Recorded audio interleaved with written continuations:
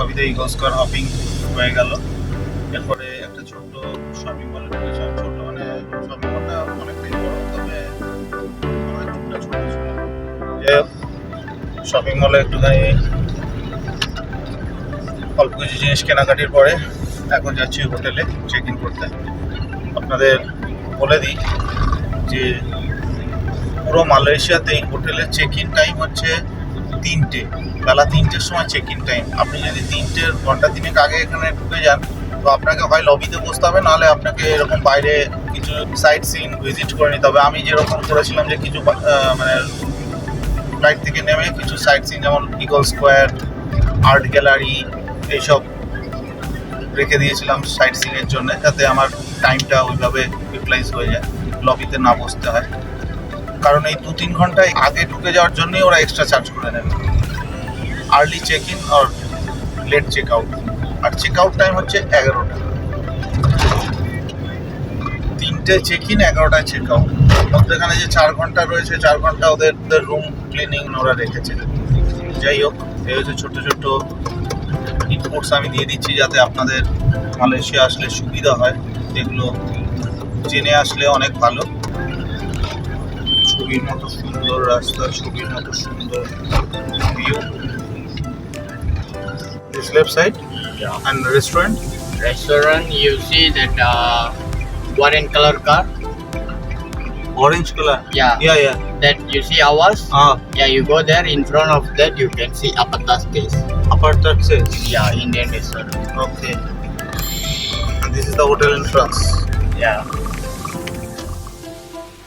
হোটেলে ঢুকতে ঢুকতে ড্রাইভারকে জিজ্ঞাসা করে নিলাম যে ইন্ডিয়ান রেস্টুরেন্ট কোথায় আছে, ইন্ডিয়ান খাবার কোথায় পাওয়া যেতে পারে। কারণ হোটেলে কী ধরনের খাবার পাবো না পাবো সেগুলো তো না ঢোকার আগে বুঝতে পারছি না, যার জন্য জিজ্ঞাসা করে নিলাম।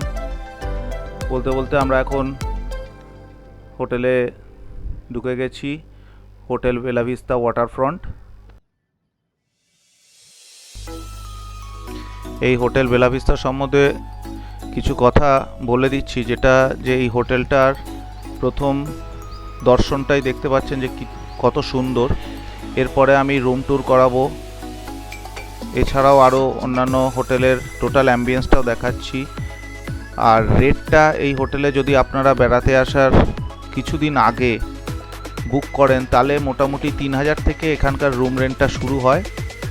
সুইট রুম নিলে তো আর একটু বেশি পড়বেই। তো আপনারা ধরে রাখুন 3000 থেকে এই হোটেলে রুম রেন্টে পেয়ে যাবেন এখানে রুম। বেলা ভিস্তা হোটেলের রুম ট্যুরটা একটুখানি করিয়ে দিই আপনাদের সাথে।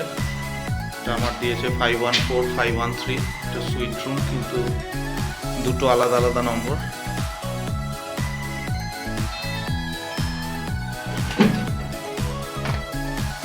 খুব সুন্দর অ্যারেঞ্জমেন্ট। এখান দিয়ে মধ্যেখান দিয়ে ইন্টারকানেক্টেড রুম সুইট রুমের জন্য।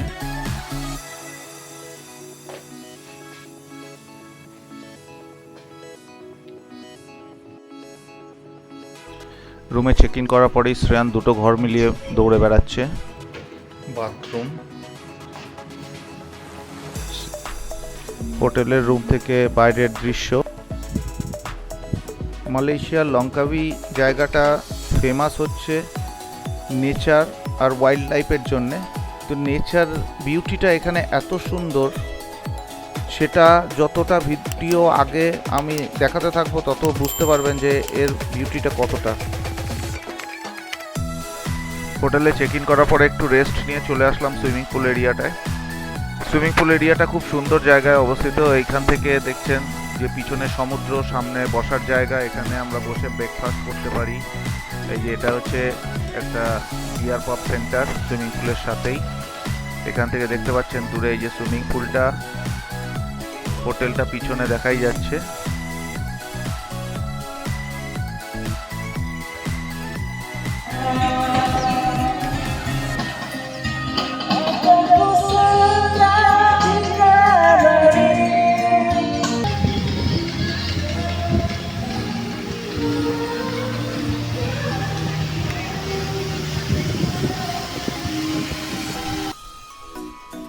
টোটাল 14 একর জায়গা নিয়ে এই লঙ্কাভিতে এই বেলা ভিস্তা হোটেলটা তৈরি হয়েছে। আন্দামান সাগরকে ব্যাকগ্রাউন্ডে রেখে এবং এর ভেতরে ওয়াটার থিম পার্ক ছাড়াও আরও বিভিন্ন ধরনের অ্যামিনিটিস যেমন সুইমিং পুল, বিয়ার পাব এইসব নিয়ে এই হোটেলটা তৈরি।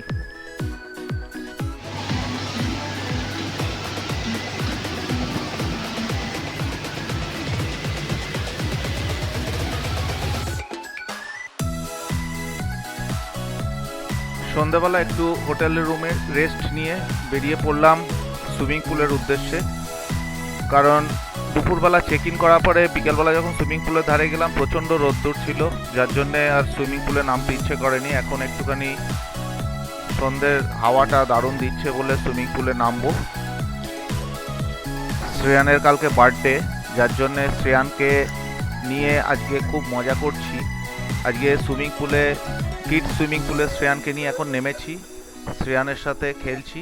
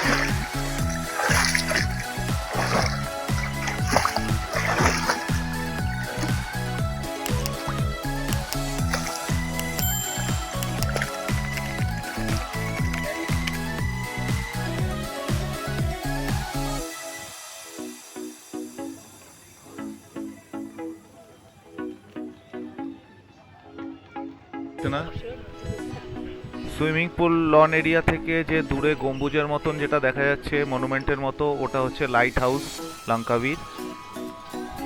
কি সুন্দর লাগছে, পিছনে সুইমিং পুল, সামনে সমুদ্র। ফ্রেন্ডস, এখন সমুদ্রের ধারে বসে আছি। আজকে ছেলের জন্মদিন উপলক্ষে ওয়েলকাম ড্রিঙ্কস আর ডিনার দিয়েছে আমাদেরকে কমপ্লিমেন্টারি এখানে হোটেল থেকে। তো আমরা সেটাই এখন সমুদ্রের ধারে বসে এনজয় করছি। তো আমরা এখানে ইন্ডিয়ান থালি পেয়ে গেছি, খুব ভালো। নন ভেজিটেরিয়ানদের জন্যও এখানে ইন্ডিয়ান থালি আছে, ভেজিটেরিয়ানদের জন্য এখানে ভালো ইন্ডিয়ান থালি আছে। তো হোটেলটা খুবই সুন্দর, আপনাদের তো দেখালামই। এই হোটেলটার টোটাল অ্যাম্বিয়েন্সটা এক কথায় অসম। শ্রেয়ান খুব এনজয় করছে।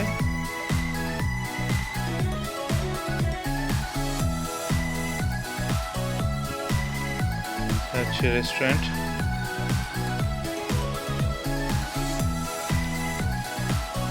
দাঁড়াও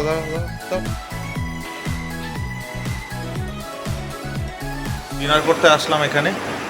2 নন ভেজিটেরিয়ান থালি এখানে অর্ডার দিলাম। 2 নন ভেজিটেরিয়ান থালি, 2 নন ভেজিটেরিয়ান থালি। এখানে ভেজিটেরিয়ানকে বলে নন ভেজিটেরিয়ান, নন ভেজিটেরিয়ান বলছি নন ভেজিটেরিয়ান থালি।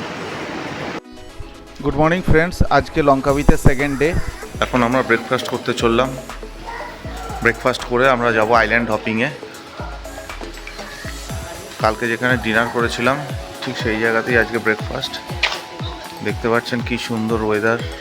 এখন বাজে সকাল 7:30, আমাদের ইন্ডিয়ান টাইম 5টা সকাল। Shreyan, happy birthday.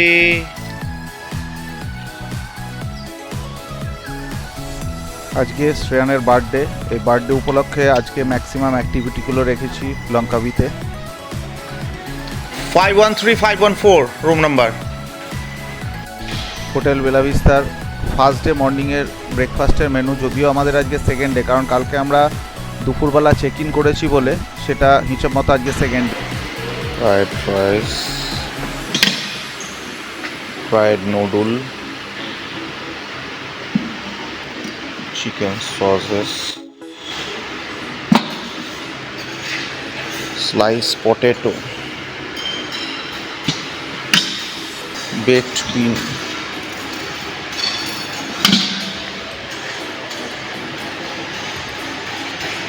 baked tomato, and here is thau sambal.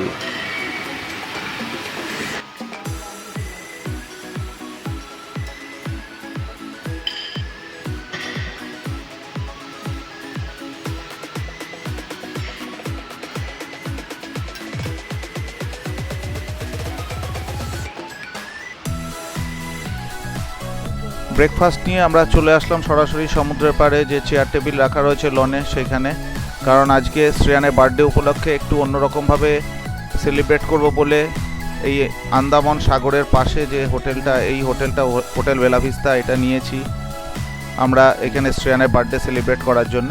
তো সেই জন্যে আজকে সমুদ্রের পাড়ে বসেই ব্রেকফাস্ট করব, এটাই স্থির করলাম।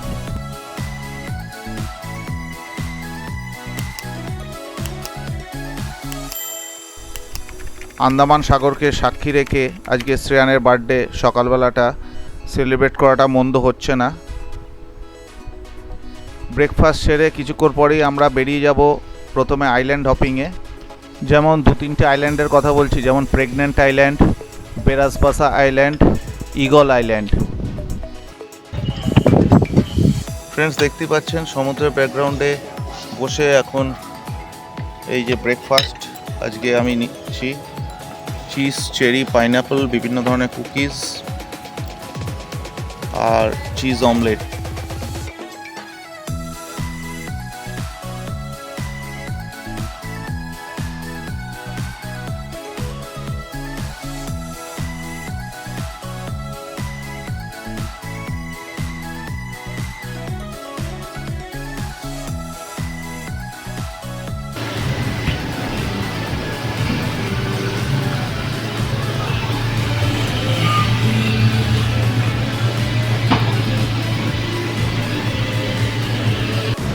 আমাদের গাড়ি চলে এসছে, এখন আমরা আইল্যান্ড হপিংয়ে যাচ্ছি ফার্স্ট। ওকে, এখন আইল্যান্ড হপিং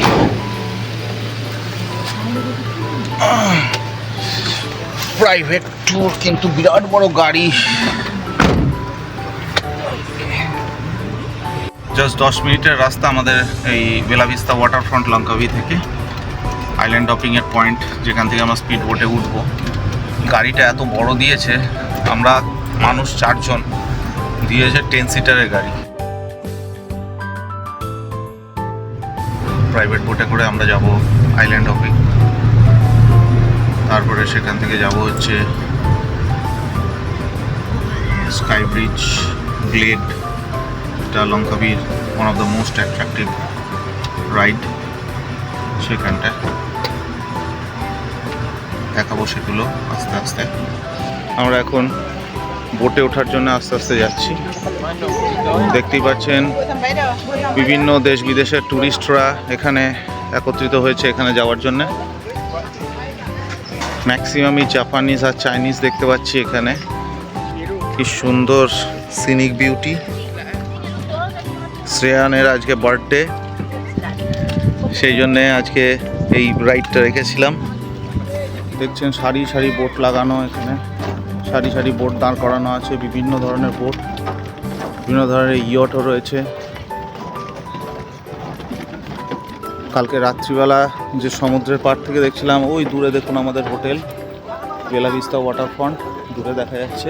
কালকে রাত্রিবেলা যে লাইটগুলো জ্বালানো দেখছিলাম, এই সবই ইয়ট বোটের সব লাইট।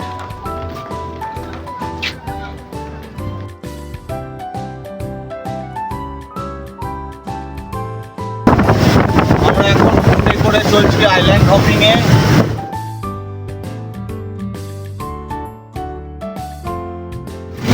আজকে শ্রেয়ানের বার্থডে, এই জন্য এই রাইডটা আজকে আমরা নিয়েছি। শ্রেয়ান খুব এনজয় করছে। শ্রেয়ান, কি ভয় পাচ্ছ? এনজয় করছো? শ্রেয়ান এখন বুঝে উঠতে পারছে না কি করবে। ঠিক আছে,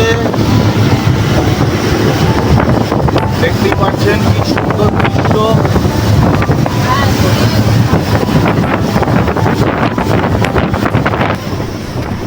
মালয়েশিয়ার মূল ভূখণ্ড থেকে আমরা এখন চলছি 16 কিলোমিটার দূরে ডায়াং বান্টিং বলে যে দ্বীপটা, সেই দ্বীপটা, এই দ্বীপটা বেশি বিখ্যাত এখানে লঙ্কাভিতে, যেটা প্রেগন্যান্ট আইল্যান্ড নামে।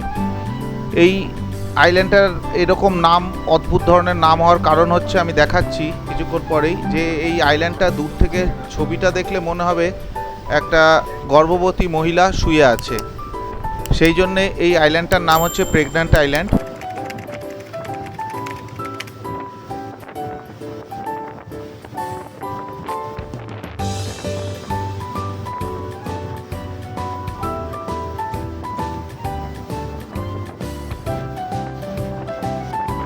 কথা বলতে বলতে ইতিমধ্যেই আমরা পৌঁছে গেছি প্রেগন্যান্ট আইল্যান্ডের সীমানার মধ্যে। দেখুন, দূর থেকে দেখতে একজন গর্ভবতী মহিলা শুয়ে আছেন সেরকম দেখতে লাগছে। এখানে পাহাড়ি ম্যাক্সিমাম, পাহাড়ি আইল্যান্ড, এইখানে যারা ঘুরতে আসে তারাই একমাত্র আসে, কারণ এখানে স্থানীয় মানুষরাও থাকে। হয়তো কোনো ছোটো ছোটো আইল্যান্ডে হয়তো থাকতেও পারে, ছোটো বড়ো আইল্যান্ডে আছে, সেগুলোতে হয়তো স্থানীয় মানুষ থাকতেও পারে। ম্যাক্সিমাম আইল্যান্ডই জনমানুষ নেই, খালি এরা ঘুরতে যায়, শিশুদেরকে নিয়ে তারা আবার চলে আসে। এই আইল্যান্ড হপিং ট্রিপটার মধ্যে আপনারা মোটামুটি 3টে দ্বীপ আছে, যে 3টে দ্বীপে নামা যায়, তার মধ্যে আমরা 2টো দ্বীপেই নেমেছিলাম। আর ঈগল আইল্যান্ডে নামা যায় না, ওখানে গিয়ে দূর থেকে ওই ঈগলরা যেখানে থাকে ওখানে খাবার ছুড়ে দেয়, সেটা আমরা দেখাবো। দেখতে দেখতে দেখুন প্রেগন্যান্ট আইল্যান্ডের আরেকটা ছবি দেখাচ্ছি দূর থেকে। এরপরে আমি যেটা বলছি যে এই আইল্যান্ড হপিংয়ের জন্য মোটামুটি 4 ঘন্টা সময় লাগে লঙ্কাভির মূল ভূখণ্ড থেকে টোটাল সমুদ্রের মধ্যে করে বিভিন্ন আইল্যান্ড ঘুরিয়ে আনার জন্যে। আর পার হেড পরে মোটামুটি আমাদের ভারতীয় টাকায় ধরে রাখুন 1500 টাকা মতো। প্রাইভেট বোট নিলে একটু বেশি পড়বে, কিন্তু যদি শেয়ার্ড বোটে যান তাহলে ওই 1500 টাকা মতো পার হেড ভারতীয় টাকা। সমুদ্রের মধ্যে একটা বাঁক ঘুরে আমরা পৌঁছে গেলাম প্রেগন্যান্ট আইল্যান্ড বা ডায়াং বান্টিং আইল্যান্ডে। আগামী পর্বে আমরা দেখাবো এই আইল্যান্ডের ভেতরের ছবিটা, এছাড়াও বারাসবাসা আইল্যান্ড এবং ঈগল আইল্যান্ড, যেখানে ঈগলদেরকে খাবার দিচ্ছে সেই খাবার দেওয়ার ছবিটা। এই পর্বে আমি যে হোটেলে উঠেছি, বেলা ভিস্তা হোটেলের পুরো ডিটেলস আমি ডেসক্রিপশন বক্সে দিয়ে দেবো। তার কত রেট, কিভাবে আসবেন, এছাড়া এই আইল্যান্ড হপিংয়ে কিভাবে আসবেন, সমস্ত কিছু ডেসক্রিপশন এবং কত রেট সব আমি ডেসক্রিপশন বক্সে দিয়ে দেবো। ডায়াং বান্টিং বা প্রেগন্যান্ট আইল্যান্ডে অলরেডি আমরা নেমে গেছি।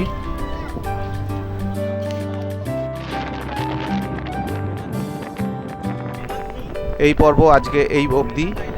আগামী পর্বে আমরা এই ডায়াং বান্টিং বা প্রেগন্যান্ট আইল্যান্ডের ভেতরের ভিডিও এবং এছাড়াও বারাসবাসা আইল্যান্ড এবং ঈগল আইল্যান্ড এই ভিডিওগুলো শেয়ার করছি। ভালো থাকবেন বন্ধুরা, আবার দেখা হচ্ছে আগামী পর্বে। আর বন্ধুরা, আপনাদের কাছে আর একটা অনুরোধ, এই পর্বে আমি যেসব দর্শনীয় স্থানগুলো আমি দেখালাম তার সম্বন্ধে অবশ্যই কমেন্ট করে জানাবেন। ধন্যবাদ।